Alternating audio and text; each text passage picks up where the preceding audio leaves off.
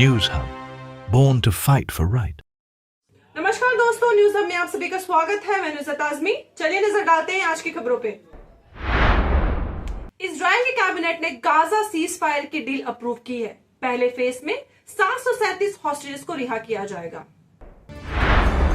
Israel के cabinet ने शनिवार सुबह गाजा सीज फायर और हॉस्टेज रिलीज डील अप्रूव कर दी है, जिसमें प्राइम मिनिस्टर बेंजामिन नेतन्याहू की ऑफिस ने कंफर्मेशन दी। ये सीज फायर रविवार से शुरू होगा, गाजा के सबसे डेडली वार को टेम्पररी रोकने के लिए। इस सीज फायर के तहत हमास के 94 हॉस्टेजेस को रिलीज करने के बदले में इजराइल के 737 पैलेस्टीन प्रिजनर्स को आजाद करेगा। ये प्रिजनर रिलीज प्रोसेस रविवार 4 बजे से शुरू होगा। हमास के अक्टूबर 7, 2023 के अटैक के बाद ये डील मेडिटेटर, कतर, यूएस और इजिप्ट के इंटेंस एफर्ट्स के बाद फाइनल हुई।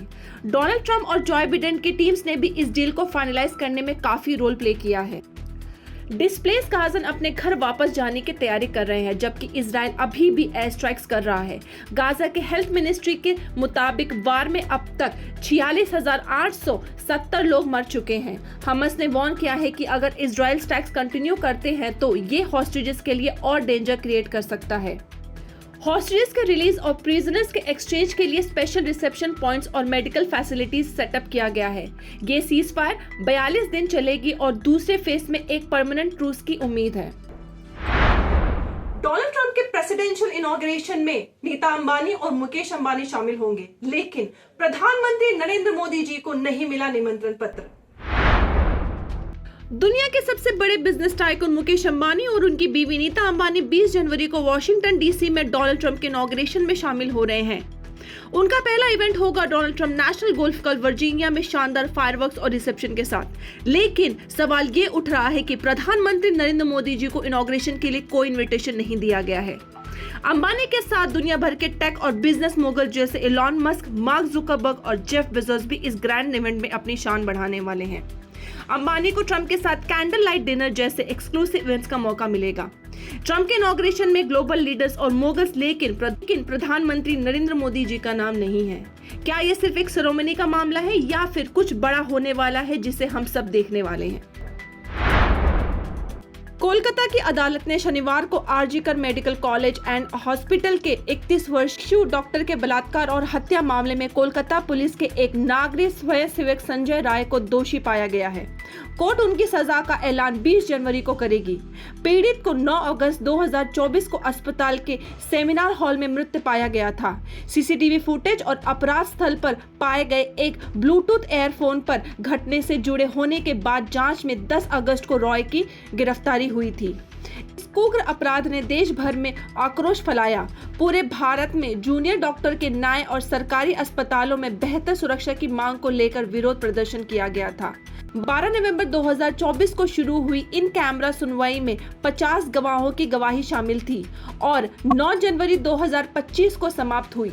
सुनवाई शुरू होने के 57 दिन बाद फैसला सुनाया जा रहा है।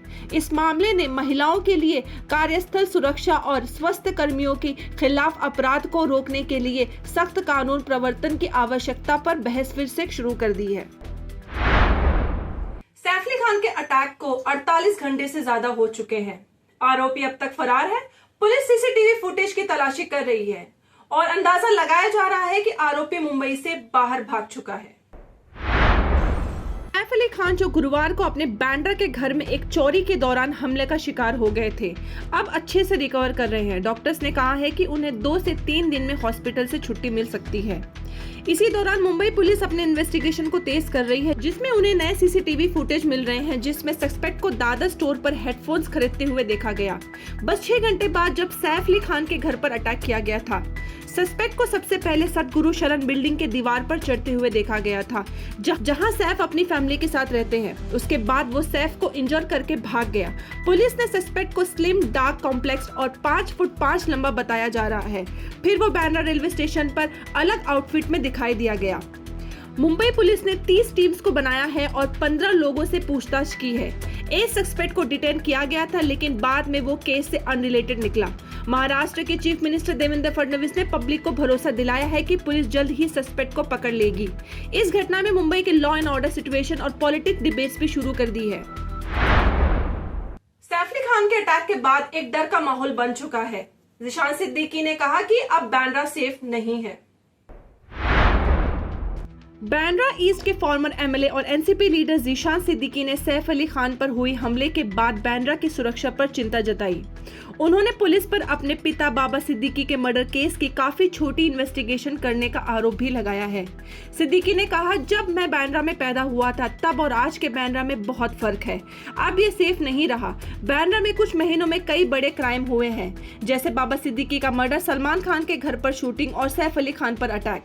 सिद्दीकी ने यह भी कहा कि उन्होंने पुलिस को बिल्डर्स के नाम दिए थे जो स्लम रीडेवलपमेंट स्कीम में रुकावट डाल रहे हैं, लेकिन उनका इन्वेस्टिगेशन अब तक अधूरा है। टॉरस पोंजी स्कैम में एक हवाले को किया गया गिरफ्तार, 15 करोड़ रुपए किए गए जब्त।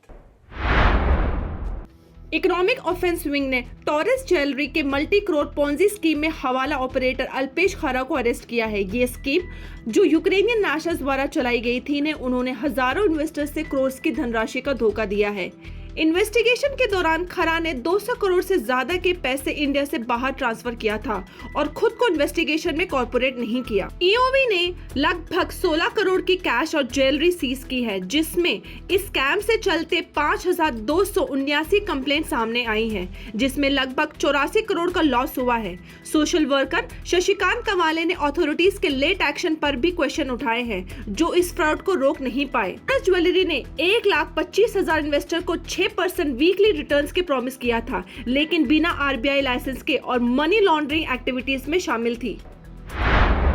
ओडिशा गवर्नमेंट ने इमरजेंसी के दौरान पीड़ित लोगों के लिए 20,000 मंथली पेंशन की घोषणा की। ओडिशा गवर्नमेंट ने इमरजेंसी के दौरान जेल गए लोगों के लिए 20,000 महीने की पेंशन और मेडिकल बेनिफिट्स की घोषणा की है। चीफ मिनिस्टर मोहन चरण मांझे ने 2 जनवरी को इस फैसले का ऐलान किया था।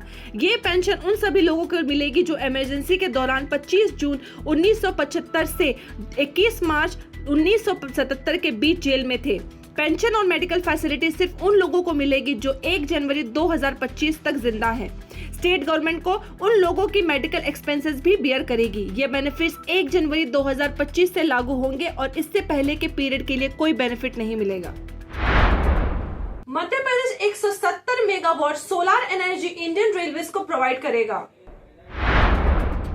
मध्य प्रदेश चीफ मिनिस्टर मोहन यादव ने union railway minister Ashwini Vaishnavi से न्यू दिल्ली में मुलाकात करके इंडियन रेलवे की एनर्जी रिक्वायरमेंट पर चर्चा की। इस मीटिंग के बाद वैष्णव ने बताया कि इंडियन रेलवे को मध्य प्रदेश से 170 मेगावाट सोलर एनर्जी मिलेगी।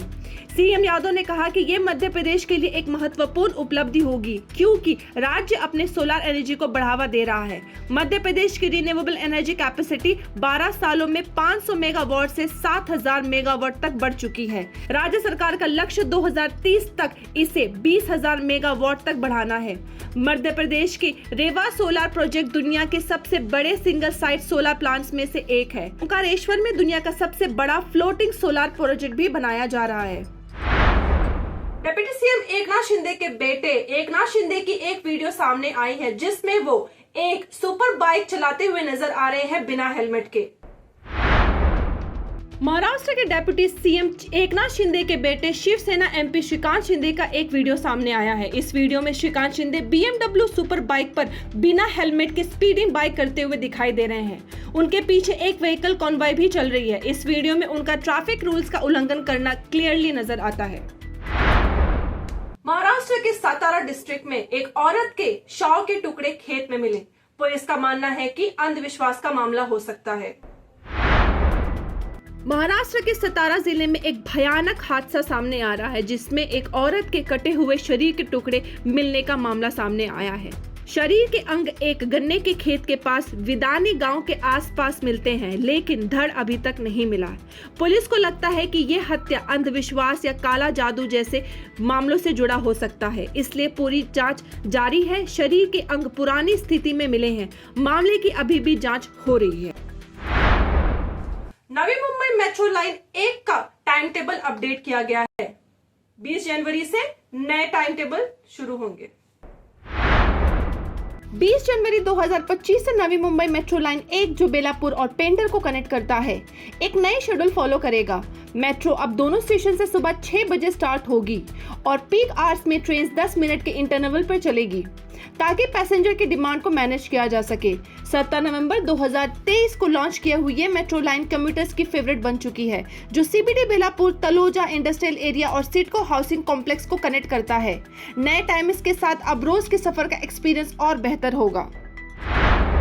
आज के लिए बस इतना ही, फिर मिलेंगे नए समाचार के साथ। देखते रहिए न्यूज हब। मैं नुसरत आजमी, धन्यवाद। Please like, share, subscribe and do comment your feedback. News Hub. Born to fight for right.